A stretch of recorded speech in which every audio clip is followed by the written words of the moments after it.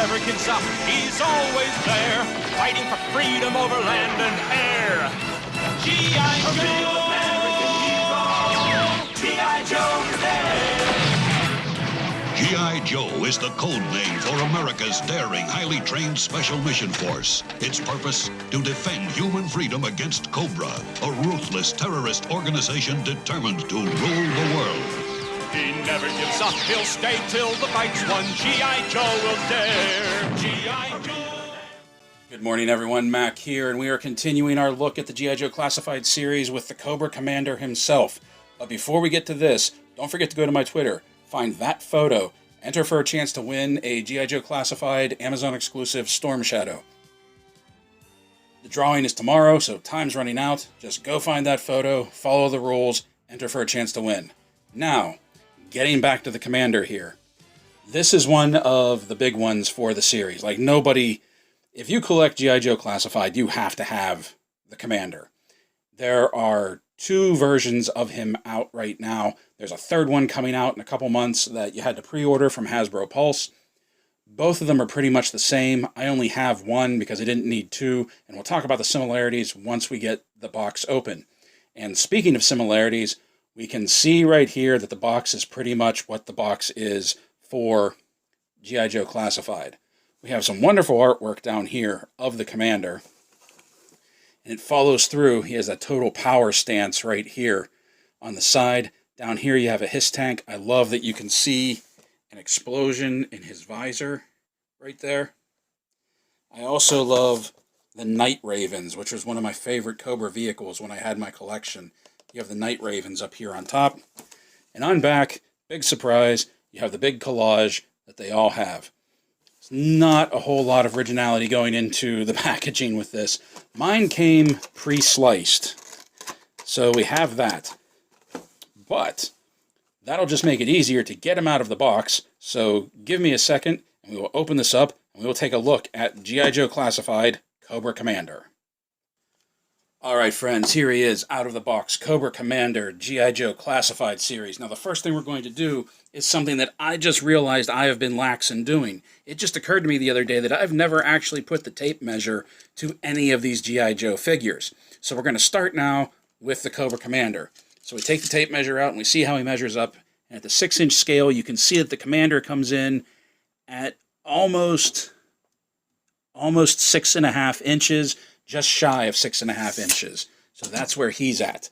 Now, getting on to the Commander, the first thing I want to say is, I know the last week when we showed Destro, I just gushed about Destro and how much I love that figure and how he was probably my favorite of the series so far, and about how he is a great reinterpretation of a vintage figure.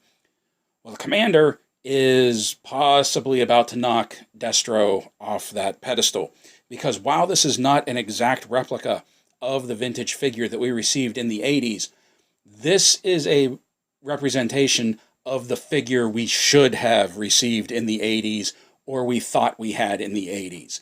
The detail to this guy, everything they've done, is just fantastic. And we will get to that in a second, but first let's get to the articulation. That he has all of the standard articulation you have in a G.I. Joe figure. Full 360, head's on a ball joint, he can look up, he can look down, arms go out to the sides, bicep swivel, double jointed elbows, wrist swivel, and pivot. It should be noted that his right hand has the wrist swivel, but the pivot is up and down instead of in and out, and you'll see why in a second. He has an ab crunch here. Let me bring him forward a little bit. He has an ab crunch here, but it's really not much to speak of because of the way that his buck is molded. He has a new buck and all these accessories on him that can't come off because they're all intertwined together. And basically only if you cut this would you be able to get the whole thing off, which we're not going to do. He does have a waist twist, but his ab crunch, he can't move forward, and when he can move back, it's really rather ugly. So you're probably not even going to want to bother with the ab crunch on this guy. His legs go forward, not so much back, double jointed knees, and wrist swivel, ankle swivel, rock, and side to side. So he has all of, minus a functioning ab crunch, he has all of the articulation you would expect from a G.I. Joe classified figure. Now, let's bring him up front. Let me raise this a little bit so we can really get him in here. Let's bring him up front and take a look at him. First of all, the detail on this guy with the Cobra clasp holding on to his shoulder pauldron here and the leather strap holding his half cape on and back. The way that the half cape is black, but on the underside it's red. This is a very regal, this is a Cobra Commander that is definitely in charge. You can see that the helmet even, if you've seen any pictures of the Vipers that were part of the Target exclusive, you can see that the helmet here is very reminiscent of the Vipers, and it's obvious that this is the idea where the helmet for the Vipers came from. Here in his armor and the leather, you can see, I hope that comes through on the camera, you can see this snakeskin pattern all around his shoulders, all around the chest, around the back. Down here on the sides of his coat, you can see the snakeskin pattern. It follows through into the pants, where he has that same pattern in the red stripe of his pants. The boots are smooth, which I'm glad they did that, because that would have been a little bit too much. But I love the boots. I love the cut, the V-cut of them. And you can also see that the toes of the boots are scalloped. Once again, going for that whole scaled snake motif. Even his scabbard right here has the black scaling in it. The wrist guards, his bracers, I love these things. Black with his silver line work, silver etching, and the proud red Cobra symbols on each wrist, as well as the Cobra symbol on his chest underneath the chain, holding everything together. This figure is great. There's a lot of detail in this figure. This figure is beautiful. This is the Cobra Commander that we should have received in the 80s. I still stand by it. This is the Cobra Commander figure that we thought we had in the 80s. Because often in the comics, which there was either the comics or the cartoon, those were our only two forms of media for this. Often in the comics, he would be portrayed wearing a half cape like this, just like any dictator, to be completely honest. He has this silver stripe up top, which some people may not be aware of why that is. And it was actually from the comics that this idea first came from, that you can slide this back, and his helmet is packed with explosives. His helmet is packed with C4, I believe. So that if you capture him and you try to take the helmet off, you are going to blow up. True, he will blow up too, and his head will vaporize, but that's the point. No one will ever know what his identity was, who he was. He's a terrorist. He doesn't exist. No one knows his true identity. And that was fantastic when they first revealed that in the comic books. And remember, this was the 80s. This was before, like, the whole booby-trapped mask was a trope. In fact, you might even argue that this was one of the things that started that trope. So let's set him down. And he comes with accessories. He comes with more accessories than most of the other figures come with. For example, he actually comes with hands. And up until now, the only one that we've seen come with additional hands was the Hasbro Pulse. Come on, focus. Was the Hasbro Pulse Snake Eyes. And he has two different hands here. He has a left hand that you can use that is a clenched fist. And he has a right hand that is his imperious, I'm giving the orders around here pointing finger. You can get some really great Cobra Commander moments with these. And taking a look at the figure here, you probably all know how to do this, but just in case, you just grab the hand, you pull it off, you see it has that pin right there, and then you take the new hand, and you can just pop it right on. And there's our commander with his new hands. Now the hands that he comes with, let's swap this back out. The hands that he comes with, first of all, let's talk about this left hand, where once I get the Snake Supreme Cobra Commander, that's the Hasbro Pulse exclusive, you'll see what you can do with this hand. But I love this gripping, this open, he's about to crush something in his palm hand, because this actually reminds me of one of my favorite lines of the cartoon, when he just says, "Yes, let's reach out and crush someone." And if you were alive at the time, that's funny. Now on the right hand, we have his gripping hand that you use for either this gun or this sword. Now let's talk about the sword first. First of all, the sword is very flimsy. As a matter of fact, mine is a little bent from being in the packaging. But it's very soft rubber, so it will be kind of hard to hold its shape, especially when you're fitting it into a scabbard. But the nice thing is it's not going to break. It's not going to snap because it's hard plastic.